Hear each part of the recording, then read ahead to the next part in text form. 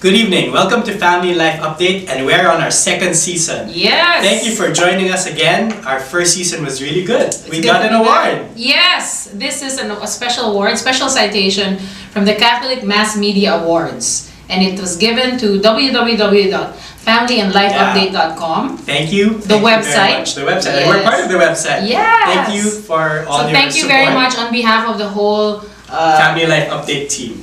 Thank you so much. This year, we're not just going to get a citation, we're going to win it.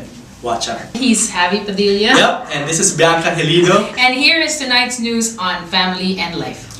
Concern raised in Asian Conference for Reproductive Health of the Youth. 2 weeks ago, over 3,000 participants in the 7th Asia-Pacific Conference on Reproductive and Sexual Health Rights reached a consensus that investing in the youth's sexual and reproductive health is the key to stemming some of Asia's major health challenges, like increasing HIV infections and maternal deaths.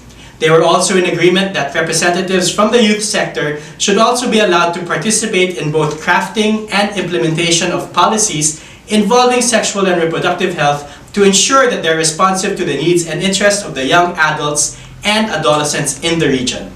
The biennial conference, which was convened by the Philippine NGO Council on Population Health and Welfare, Inc., was held here in Manila last January 21 to 24, and the event gathered lawmakers, youth leaders, health providers, and members of civil society from Asia and the Pacific.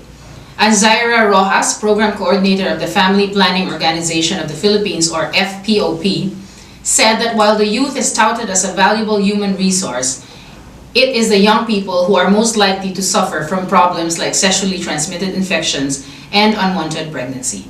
Rojas said measures like expanding access to youth-friendly health services and increasing youth participation in policy making can help in improving the youth's sexual and reproductive health. In the Philippines, where reproductive health is still a hot-button issue, organizations like the FPOP manage to educate the youth about sexuality and reproductive rights.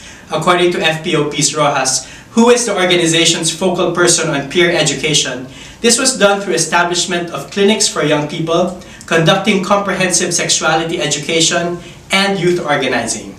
This is really interesting because, well, we all know what reproductive health really means. I mean, there was news all over social media from pro-life groups that they talked about abortion in that conference. And we know that reproductive health leads to abortion, no matter how much they try to play it down, and it's not abortion. And I find it ironic, the one I read earlier, that youth-friendly reproductive health services. How can it be youth-friendly?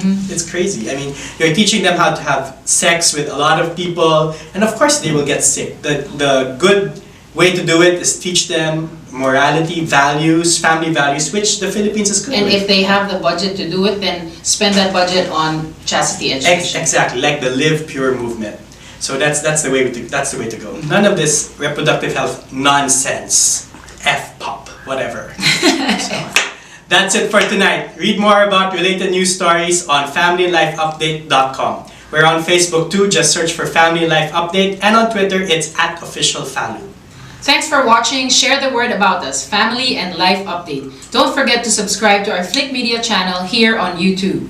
Family and Life Update, presenting news for today's family, making a stand in today's life issues. And for our quote tonight, taken from the book On Heaven and Earth, the right to life is the first human right. Abortion is killing someone that cannot defend him or herself. Words by then Cardinal Bergoglio, now we all love him, Pope Francis. Good night, God bless you and your families.